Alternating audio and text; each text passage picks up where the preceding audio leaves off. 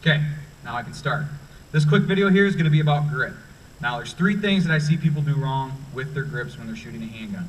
And one is they start too low. And when you start too low, you create this gap right here, and when the gun fires, it wants to tip in your hand. That's no good.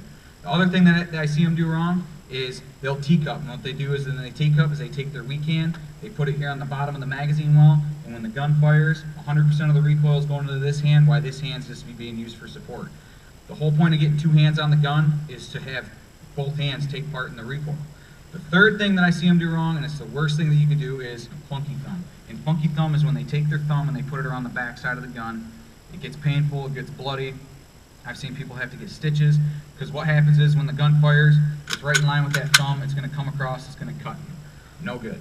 So, what you want to do when you first initially grip the gun is with your dominant hand, you want to get as high as possible on the back side of the gun. That's why this point is here on this gun, so that I can't physically grip above that gun without it being uncomfortable. So I get as high as possible on that gun. And when I grip it, it's right here in the webbing of my hand. Okay, it's not way out here in the knuckle, and that's what I see people do sometimes with small hands, is they think they need all that reach to get to the trigger, and they grip the gun like this, and it's putting that back strap in line with the knuckle of your thumb. That's no good. You want to have that gun, when you have it first initially gripped, that it's going to be drawing a straight line down the center of your arm. So, maintain finger control, keep that finger straight. I don't like it when people leave their finger down here in the trigger guard. It's not a good habit to get into, so keep your finger straight. That's a good habit to have. That way you're not lingering your finger around that trigger. The only time it goes on the trigger is when you're ready to shoot. So, what do? How do you get this other hand on the gun? Okay? One, get this thumb up off there. Okay? That way I'm holding it between these fingers and the pad of my palm. Now, like I said in the blog, I'm going to reach this hand out there like I'm going to shake somebody's hand, but then I'm going to tip my wrist down like this. So when I tip my wrist down, it's going to be pointing that thumb at my target. And if you look close, you can see this arch right here in my thumb.